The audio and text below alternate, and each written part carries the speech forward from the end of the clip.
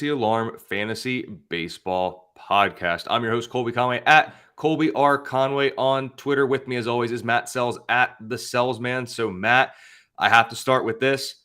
We finally got the prospect news that we were hoping for what feels like months ago, but was really probably only weeks ago. But Christian Encarnacion-Strand comes up for the Reds. Terrifying lineup that they now have at their disposal. So, Matt, I'll first off ask you, how are you doing? Because I believe I'm contractually obliged to ask you that at this point. But then also, let's not bury the lead here. CES comes up. This division, is it crazy to think that the division is the Reds? Let's be honest with that offense. It might be a legitimate question is being asked. Who are you benching in the Reds lineup to fit CES in? Right? Is it arguably Jonathan India, who's been on a slump recently? Or do you not take him out because he's like the heartbeat of the team as he's been described? Like, who are you taking out of that line? Are you going matchups? Are we platooning this? Are we just rotating dudes in because CES can play a little bit of outfield, third base, and first base? I don't know. That's not to say you shouldn't go at him. You definitely should, because the bat's electric. He's got power for days, especially in that ballpark. He should hit for a pretty good average.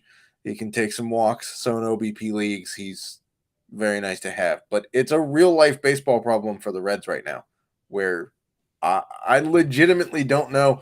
I was going through their roster before we recorded, and I don't know who you take out. Like, is it Votto? Is it? Or does that crush like the back half of your lineup because Votto is such a wait and be patient kind of hitter that it sets up guys like Spencer Steer and Stevenson and Will Benson? I mean, when you kind of look at it, I mean, perhaps it's not going to affect center field, but TJ Friedel hits lefties well. So Right. he's going to play regardless. I mean, do they maybe Fraley's only going to play against righties for the most part? Do they sit him against lefties and that opens the door for maybe, I mean, how do you do this? So let's just say this. Let's say Fraley sits against lefties like he's been. The DH is open. Is it simply as just putting CES in at DH, or do they start doing lineup shuffling where maybe they move Votto to DH and then Encarnacion-Strand can play first, or does he move to third? But then Eloy plays DH, or do you move Spencer Steer in from the outfield to go to first? This is one of those things where Or you could move Jonathan India out, move Matt McLean over to second base, and then put Eli De La Cruz at shortstop, which he also plays, and then have third base open. With CES getting the call, then Jonathan India obviously is having a very, very, very good season. He's staying healthy, double-digit home runs and steals already, 245 average kind of is what it is. I mean, he could be a potential trade piece at this point, right? I mean, he's still young. He's 26, technically getting into the prime of his career. Does India become a trade option for an arm? Do we have to apologize to, who was it, Ken Rosenthal, who said that Jonathan India might be the guy out when CES comes up? Like, not until he's traded. Then we apologize. There are, by the way, rumors that the Reds are looking at the White Sox arms. Like Lucas Giolito might be on the move. I've heard Marcus Stroman could be on the move. Interesting talk about Cody Bellinger being on the move, perhaps. Not to Cincinnati, but maybe to Houston. Maybe. Maybe. I don't know where CES plays. Now, for fantasy, again, I would add him in all formats if he's still there. But you might see, for guys who are getting regular at bats now, you might see a little bit of reduction as they rotate. Pull a Chicago Cubs or the Dodgers, who like to move people all around. We might be looking at, or Tampa Bay, we might be looking at one of those situations. In the minors this year, just for the record, he had a 600 plus slug against lefties and righties and an OPS north of 1,000 against both lefties and righties. That's insane. And took him this long to get called up. Now, this is a very good problem for the Reds to have, in all honesty. Like, taking the fantasy out of the equation here, this is a very, very good problem for the Reds Yes. to have. So fantasy is different than reality, obviously. Reds need an arm. They're going to have to go get an arm. They're Yep. they're going to need one. That And division is still up for grabs. They need an arm to solidify that rotation. and think about it too. They get healthy, things kind of shake out. They could go into a playoff series. Hunter Green, Nick Lodolo, if he comes back okay. Insert arm here, or do they trust Andrew Abbott? Like, this is a very good ball club. Yes. Like, out of nowhere, this is a very good team. Yeah, they made the right moves when they traded. Like, I know it sucks for the fans when they fire sell, but this is exactly the blueprint that you want to do. This is exactly what Nationals fans are hoping Mike Rizzo pulled off when they dealt Scherzer and Turner and Soto, and a couple other guys. Bryce doesn't count because he left on on his own volition. But this is a very good problem to have if you're Cincinnati and you're in a wide open division. And the GM of the Cardinals just came out and said for the trade deadline, we're concerned about the 2024 ball club, not this year. So go get it. Go get the division. Absolutely. Go for the division. And also, we actually had a couple other intriguing names in the prospect realm come up in Oakland, of all places. It is what it is. But power hitting and very, very, very, very, very strikeout prone backstop. Tyler Soderstrom got the call, and the speedy Zach Geloff got the call here. Obviously, if you need speed, Geloff's the interesting one. 20 stolen bases in 69 games in the PCL this year. And I believe it was last Friday we talked about Soderstrom, and he can add some pop, but the strikeout rate is a very real concern. Of these two guys, I understand it's kind of comparing apples to oranges because what the one does, the other doesn't.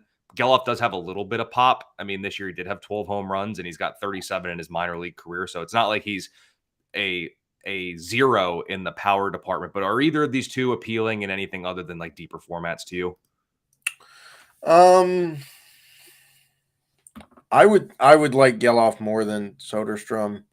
I think the average is more real. If we look at Oakland, his time at AA, which is not the hitter haven that the PCL is, Geloff hit 271 with 13 homers and 9 steals in 87 games last year. So I think the power is pretty decent for him. It's at least average, which we're basically counting as a 20 homer season. His speed is slightly above average, so we're looking at maybe a 2020 infielder. And he doesn't really have the strikeout concern that Soderstrom does. I realize that Soderstrom plays, I guess, a slightly shallower position, although second base isn't really that deep. But Soderstrom can fit at first base or catcher. But I would probably take Geloff simply for the higher average and still the same decent pop with a little bit of speed. And then I guess I should mention, given that it's my team, but Endy Rodriguez is also coming up. Would you take Rodriguez over Soderstrom? Yeah, probably. Agreed. I like the ballpark and division better for Endy Rodriguez, but there's also way less strikeout potential with Endy Rodriguez. There's also, I mean, Soderstrom fits multi-position, but Endy Rodriguez fits second and catcher, which is a more interesting and generally helpful combination. But yeah, I would take Endy Rodriguez over Tyler Soderstrom, and no, I would not take him over Yainer Diaz. Yep, fair. I mean, yeah. I agree. I agree with that one. But Endy's very intriguing. I would also take him over Soderstrom as well. So we are in agreement there. And Matt, we got to talk about injuries. It always happens. Let's just talk about this first one. It's by definition, it's an injury or an ailment, however you want to call it. For fantasy, it's more of a nuisance. But this cracked fingernail thing keeps coming up for Ohtani. Yep. I don't know if it's going to require an IL stint just to kind of, take 10 days and get it right per se. But I mean, at some point, did you just keep running him out there to yank him from the game early? You know what I mean? Like, at what point do the Angels Yeah. do anything with this? So I was watching his last start, and he came out of the game with he was at like 91 pitches, right? So it was kind of like, well, maybe they're just taking him out. But then the trainer came out, and you're like, okay, well, it's not. They're not just taking him out because he's 91 pitches. Something happened. But then he batted the next half inning. So I was like, okay, so it's not a serious injury, because if it was, they wouldn't let him bat. They'd plug somebody else into the DH, right? So I don't know what the Angels do. It did seem like he went 90 pitches and then it, irritated him. So I don't know if they just give him some ibuprofen or something and say, hey, go manage it for 5 innings and then we're good. Or they skip a start and let him keep DHing. Because let's face it, if they take that bat out of the lineup right now, they are way more dead in the water than they already are. So it is a bit of a nuisance if you're in leagues in which he's two different guys. Obviously, the hitting side is not affected by this. The pitching side is. But if he's not on the IL, I'm rolling him out there, because 5 innings of Ohtani is still better than a lot of dudes' 5 innings. And I would agree with that too. It does mark, it's now, I think, 3 straight starts where he's left because of the fingernail. Now, the one, it came near the end of it when he had dominated the White Sox. But in 2 starts, basically, if you want to talk about going into it with the fingernail injury, 7 hits, 5 earned runs against the Padres, 4 earned runs, 5 total runs, 5 innings against Houston. Tough matchups nonetheless, but at least By the way, numbers have been great. he hasn't beaten Houston this year. He's 0-3 against Houston this year. So, I mean, it's his lineup against the Astros pitchers, but still, not. I would agree. It's more likely that they were getting ready to take him out because of the stat lines than anything. But it's a nuisance. I don't think he winds up on the IL. I think he just got to roll with it. One person who I do believe is going to go on the IL is Eloy. Jimenez exited the game with left groin tightness, and the manager of the ball club had already indicated that Jimenez is going to miss some time. So the middle of the Chicago order takes a little bit of a hit, with Jimenez going to be out for a little bit. This is kind of the going rate with Jimenez, right? He's going to be good when he plays, and you're just going to deal with these injuries that come up. He's going to miss some time. You'll get him back for a little bit, and then you basically almost, I hate to say it, but have to prepare for the next one. Yeah, by the way, I should have put out a memo that I traded for Eloy about a week before he got injured. So, of course, so this is your fault. Yeah, this is probably my fault. I needed some pop with Aaron Judge still on the shelf. And Jazz Chisholm still on the shelf. So I traded a so-so starter for Eloy. I knew what I was getting into when I made the trade, but it was, a starter had been so-so. So it's like not giving up that much. The first reports were that they thought he might be out 4 to 5 days and they might not need an IL stint. And I was like, it's a groin strain. I don't think you're not going to the IL if you're yanking a groin. So it's unfortunate. I mean, there's really only one bat right now that we really care about in the White Sox lineup, and that's Luis Robert. Although Jake Berger, I do have to say, has hit 21 home runs for what it's worth. Yeah, that guy's probably still around in a few leagues. Yep, that's what I'm seeing too. A couple days, 4 to 5 days. It seems like an IL stint. There's no need to push it. The White Sox right, because the other thing is, why would you eat a roster spot for 5 days with a guy? Like, why would you intentionally play with one less bench spot for basically a week? I mean, is the thought of Eloy potentially perhaps getting in the game better than anybody else they're going to put in that roster spot? It is the White Sox, if we're being honest. I mean, if you DH him or pinch hit him and he gets on base, and then you pull him for a pinch runner because the guy can't run, maybe, I guess. It's just a weird. I mean, their season's over, so. Well, it's been over. I saw a crazy stat that it's been more than a year since Tim Anderson's hit a home run. I mean, it kind of feels right. Like, they mentioned, who was the starter the other. All right, so Tim Anderson has a big fat goose egg.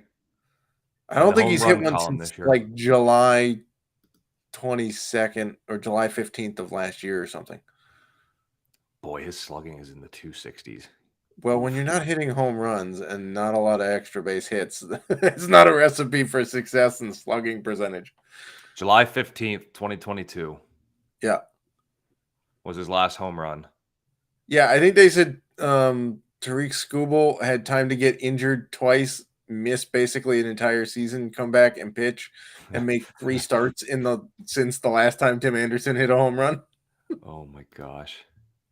Boy, his power's gone nowhere. I think that's the tweet that I saw was Skubal got injured, has missed an entire year and made 3 starts. 55 of his 65 hits this year have been singles. That would be why he has a slugging percentage in 260. Yikes. He has more. He's grounded into more double plays than extra base hits. Anyway, enough with the Tim Anderson slander, but take that. It's not slander if it's true. I don't think that's how that works. Actually, it might. I have no clue, but we'll see. I guess it's not libel if it's true, right? Yeah, it's been a while since I took journalism courses in college. I don't remember what the two. I know slander. I remember slander spoken because of SS. I remember that, but yeah, whether it's true or not, maybe it's who knows. That's not quite our realm here. But Matt, right around the corner, kind of, is the trade deadline. Yes. One of the arms that was thought to maybe potentially get floated around there was going to be Mr. Shane Bieber of the Guardians. He now goes to the IL with right elbow inflammation. Teams are going to have to feel really comfortable if they are going to want to trade for that. That's even if Cleveland was going to get rid of him in the first place. So what are the chances? If you had thought Bieber was getting dealt, do you think the chances of that are greatly diminished now, or maybe just a little bit? And then how much concern is there around Bieber's right elbow? So from the reports that I'm reading, they don't believe surgery is required.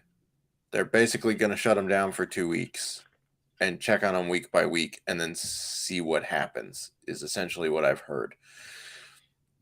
I guess it's good news that he doesn't need surgery, but it comes down to how much do we actually trust Cleveland's training staff to know that he doesn't need, right? Because there's certain teams where they go, oh, he doesn't need surgery. And then like 3 months later, you're like, yeah, he probably should have had the surgery, right? Like certainly the Mets or the Yankees or at this point, the Dodgers, right? I think if he gets traded, I think you're right. A team has to be 100% confident that his elbow isn't going to have an issue down the stretch, because clearly you're trading for an ace caliber arm to help you with a playoff run. It could just diminish the return that Cleveland gets, which at that point, does Cleveland say, we'll bite the bullet and try to make it to the playoffs with him and then maybe try to extend him in the offseason? It certainly puts a damper on things, because 2 weeks from now, the trade deadline is August 1st, right? Him being shut down for 2 weeks starting today, July 17th, 2 weeks basically bumps it right up to the trade deadline, right? So it's not comforting if you're looking to trade for him.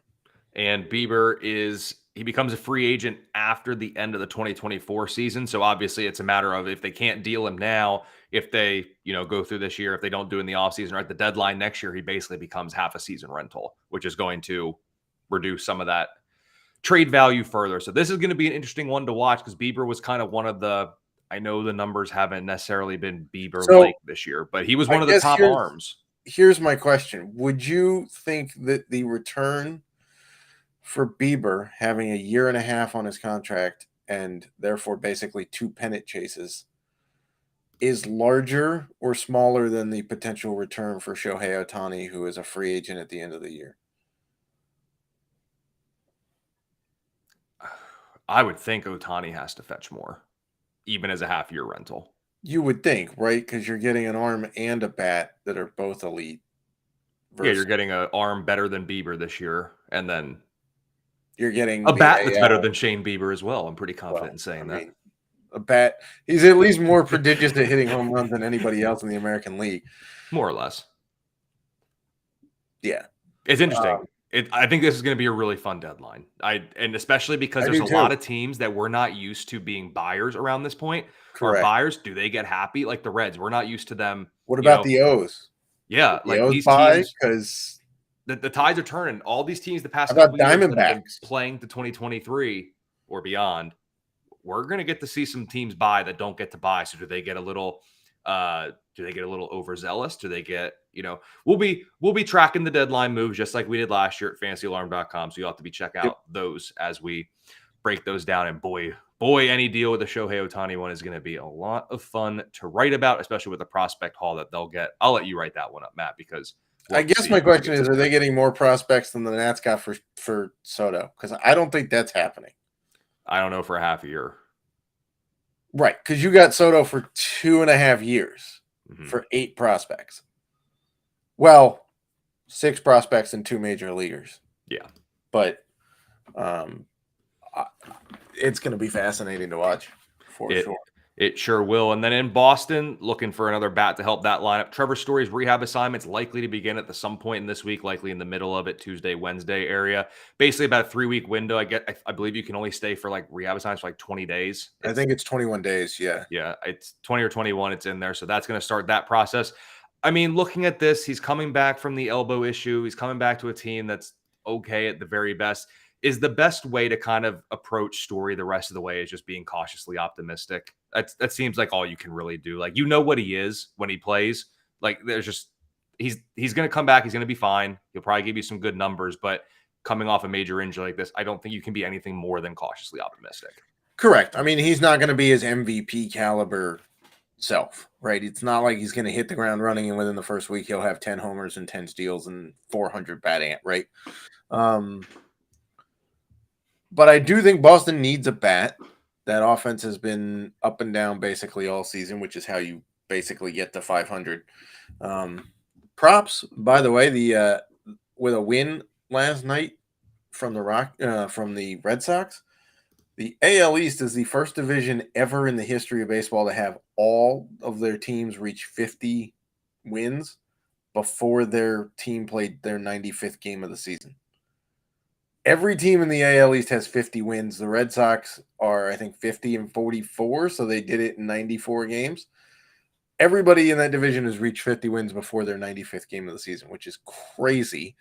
Also, Boston's in last place and still only like 3 games out of the AL wild card, which is also nuts. So, I mean, getting a bat back will certainly help them. They have a spot for him. It's not like they're going to have to kick somebody to the curb to go play Trevor Story. Put somebody back where they belong to play Trevor Story. But yeah, I don't expect him to be an all-star caliber bat in the second half of the season. I think he'll be solid, but that's about all we can expect.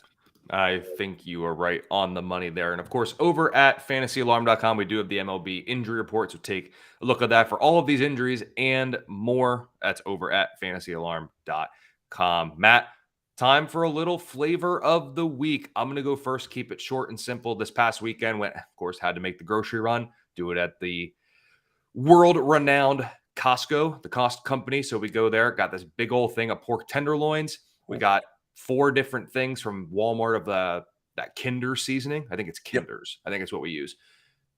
And I was thinking about it. No 2 MLB trade deadlines are the same. They're all different. They're all unique in their own way. I got this whole package of pork. 2 had this seasoning. 2 had that seasoning. 3 had this seasoning. 2 had that seasoning. It came with a boatload of pork. No 2 deadlines are the same. You have all these different seasonings. You can take this one simple piece of uncooked meat, put 4 different seasonings on it, and it feels like you have 4 different meals throughout the whole course of the whole week because each flavor is a little bit different. You get the brown sugar, you get the barbecue blend, the red garlic, the lemon and herb. I don't know why I said herb. Lemon and herb. I was about to call you out on it, so I'm glad you corrected. No, you know what? Screw it. I'm all about saying the silent letters. I think it makes it fun. You just keep people off guard. But, they have all those different flavors. We just got some other ones that I can't remember because we just bought them. But you can transform anything with just a little bit of seasoning, and it makes everything unique. And I expect this MLB trade deadline to be no different than any past one. It's going to be unique and quite a spectacle in its own regards. Matt, what is your flavor of the week? So mine is also going to revolve around doing some food shopping and a little bit of intestinal fortitude, right? We're talking about yogurt here. Everybody's favorite dairy product, I guess, aside from milk. And the probiotics it gives you. Why? Because you got to be able to trust your gut to digest stuff, right? And trusting your gut in fantasy is key. You gotta, if your gut is telling you, hey, I gotta trade this guy, or I want to pick him up, or this guy's no longer good, trust your gut. Why? Because your gut tends to be correct more often than not. Secondly, if you trust your gut and you win, you can celebrate yourself. You don't have to go thank everybody else for helping you. And thirdly, if you lose, now you have a lesson. Maybe I read this wrong. Maybe I was reading the wrong data. Maybe I wasn't looking at it right. Or maybe there was just something else going on with the guy that, was an X factor. But trust your gut. That's basically the key to winning in fantasy, whether it be baseball or football, because we have the draft guide out now. Um, go have some yogurt and trust your gut.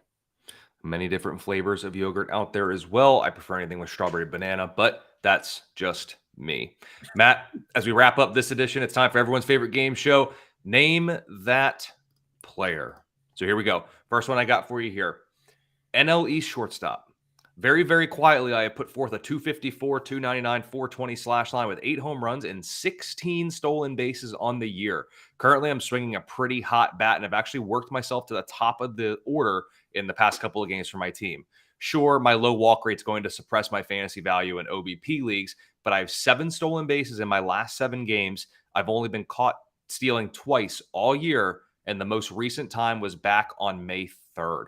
What NL East shortstop has 8 home runs, 16 stolen bases on the year, and is actually a very, very sneaky ad for fantasy managers, maybe even in shallower leagues? Because right now, average stolen bases and runs scored, he is producing that. I will go with CJ Abrams of the Washington Nationals. Yeah, he's been fun to watch. He's now fielding. Gotta start making some better plays there, CJ. Now is the time to learn. Not in the middle of a pennant race, which should be like 2 years down the road here for the Nats. He's been great. I like him at the top of the order. The first series, they let him hit up there. He hit 500 with a walk and a couple of homers and, a couple of steals. That's what you want. I mean, yes. Do I want higher walk rate? Sure. 3.1% walk rate is not ideal. It's better than it was last year, basically twice that, but that's still not saying very much. So if he walks a little more, keeps swinging the hot bat, we're golden at shortstop there. If you need stolen bases and runs, go add CJ Abrams. And if you need some pitching help, this next name that player might be for you. So, Matt, ALE starting pitcher. I was being drafted as an SP3 this year, and after posting an ERA north of 7, a walk rate north of 4 per 9, and a 2.58 homer per 9, I was sent back to the minors. But during my 10 big league starts, I did also post a 26.5% strikeout rate, so it wasn't necessarily all negative. But in my 7 minor league starts since my demotion, over 37 in the third innings pitched, 1.69 ERA, and a 54 to 15 strikeout to walk ratio. So, Matt, who is this pitcher, and what do you expect the rest of the way for this AL East right-hander? I believe I named him last week in my busts part of our first half recap, and it's Grayson Rodriguez, who is coming up and starting today, Monday, for the Orioles. I think he should be better. I think there was some control stuff that was, the strikeouts and walks were fine. And if you actually look at his xFIP and his Sierra and whatnot, it wasn't as bad as the ERA suggests. I believe his xFIP's like 3.69 and his Sierra's 4.10. So not ideal, but not bad. I expect him to be more in that range down the stretch. I think he's figured some stuff out, produced some nice strikeout numbers. Good ratios for you the rest of the way. Absolutely. I agree. There should be good the rest of the way, at least better than he was in the beginning. But of course, head over to fantasyalarm.com, promo code alarm50 for 50% off 6 months of all access. And make sure you get your hands on the fantasy football draft guide that we got over there. Tons of great content in there. And Matt, we're about to embark on the second half here. I know we're a couple of games in, but looking forward to the stretch, getting some MLB trade deadline news, and we'll get that up on the site as well. So give Matt Selz a follow on Twitter at the Selzman. I'm at Colby R. Conway, and we will see you later this week with the next edition of the Fantasy Alarm Fantasy Baseball.